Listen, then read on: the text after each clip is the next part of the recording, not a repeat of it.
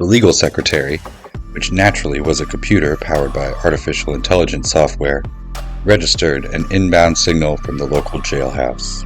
Incoming call, Kim, James, request for legal counsel.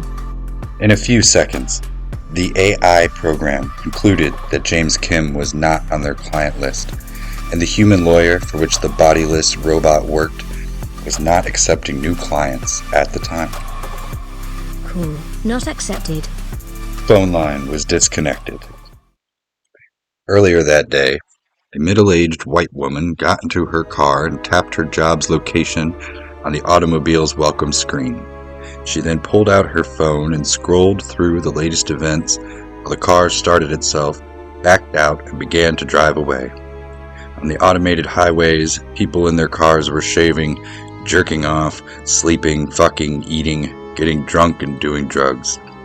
Not having to focus on the road had freed the human spirit from the responsibility of their own navigation.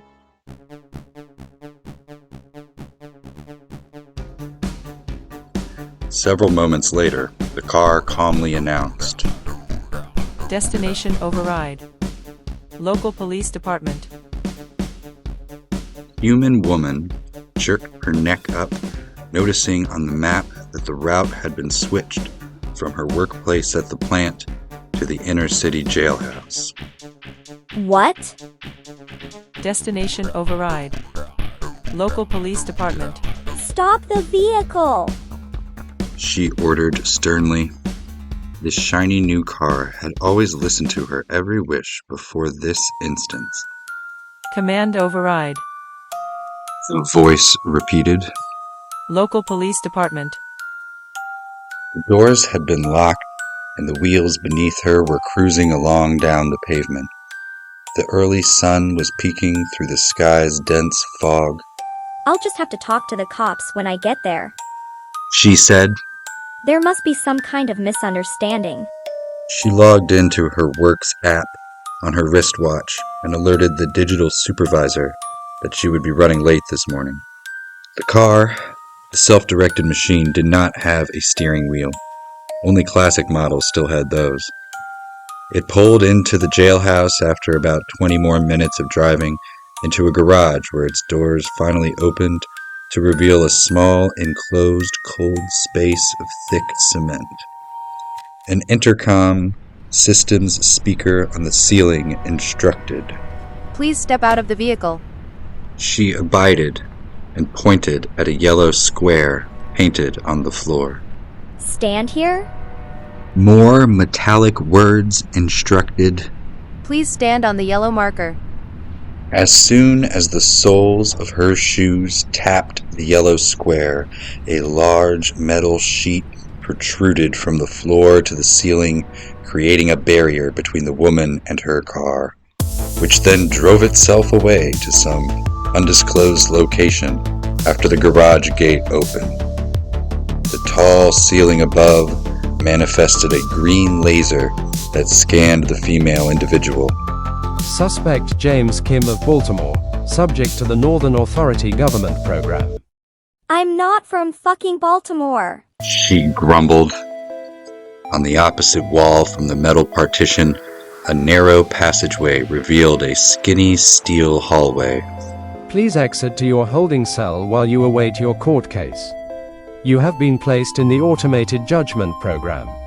What is this about? There's been a mistake. Can I please talk to a real person?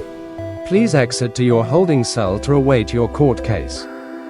The woman sighed, knowing too well the futility of trying to argue with a bureaucratic Autobot, proceeded to trudge down the hallway.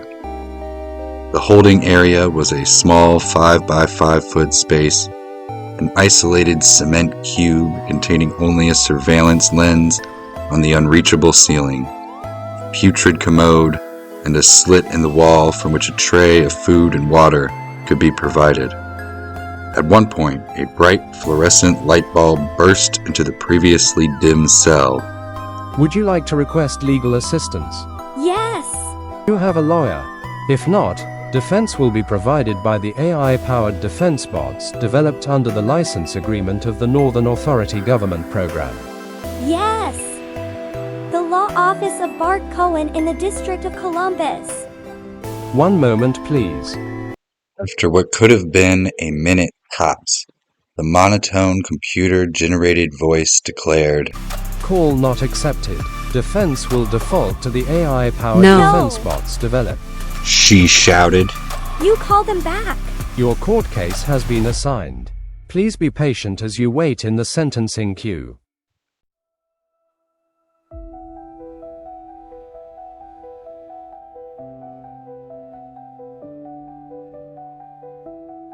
There was no clock, so Kim could only guess how long it had been when the cage unhinged itself and allowed her to walk into another series of tunnels that led to but another small, sterile room, although this one had a large screen behind plexiglass on one of the walls.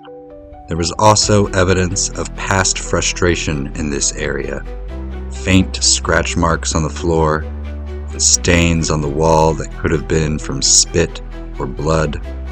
Her vision of the future grew bleaker by the second. James Moon Kim of Baltimore A different robotic voice said, is being convicted for the first-degree murder of Anthony Albert Apple at approximately 22:13 on March 2, 2097. Kimberly's face twisted in panic. I am not James Kim. My name is Kimberly James. Evidence of the crime, Subject A, will now play on the screen. Kim's skin got hot while she watched the footage.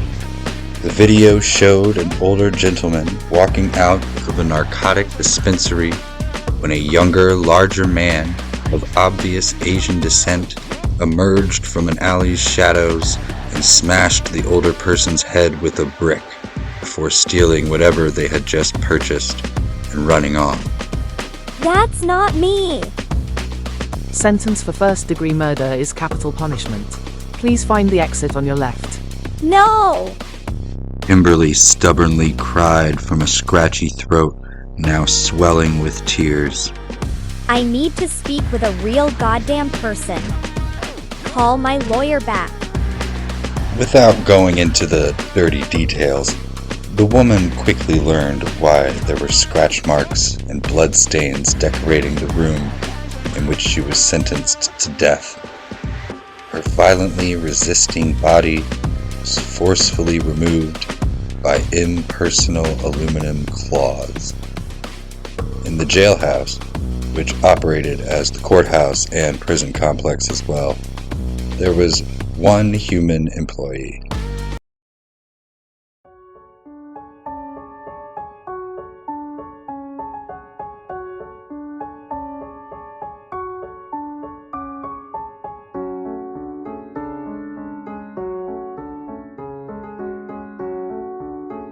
His job was to make sure the computers were powered on, receiving enough electricity, and that the mainframe was protected from viruses and cyber terrorists. It was a lazy job. Not much had to be done, really.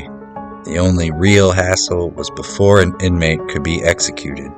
He had to review that it was in fact a person and that they were convicted of a crime. He'll tell you, yeah, sometimes you get a cat in there or something and the executing device isn't really compatible with anything other than a primate body, such as a human. There were a couple per week, and he usually pushed it off until Friday afternoons. With a sigh, the facility's lone human operator touched his palm on the fingerprint scanner so the heavy titanium door could slowly rise. His shoes clapped on the concrete surface beneath him. A light illuminated the large empty space. A window separated him from a cage-like area in the center of this building. And then Death Row sat behind the cage. There was a loud beep, followed by a charming, feminine, disembodied voice echoing, Good afternoon, Walter. Are you ready to begin? Yeah, let's do this. The first specimen was fed into the container, Ralph Thompson, age 22. said the computer. A muffled cry leaked out of the box's thick walls. Hey! Wait! There's been a mistake! Oh, I've heard it all before, the employee stated. He pushed a green button on his wristwatch, causing the conveyor belt beneath the criminal's feet to churn, pushing the poor bastard into a large dark oven from which sound could not escape. Next! The next convicted murderer appeared in the prior's place. Laurie Rogers, age 49. No! Please! You can't do this! Hey, you can't do the time, don't do the crime. Walter pushed the green button again, causing the moving floor beneath the victim pull the woman into the kiln. Done! Another soul rolled into the cage from death row. James Kim, age 37. What? Another one? Walter muttered. Okay, let's get this over with. I am not James Kim. He shouted. My name is Kimberly James. There's been a terrible mistake. Facilities employee chuckled. Well, that's a new one. And then he pushed the button, and the floor beneath Kim's screams started to move. Despite her attempts to run against the treadmill, it pulled her into the oven that was still burning from cooking the previous pair of killers. The heat was so intense, there wasn't much time for the woman to scream.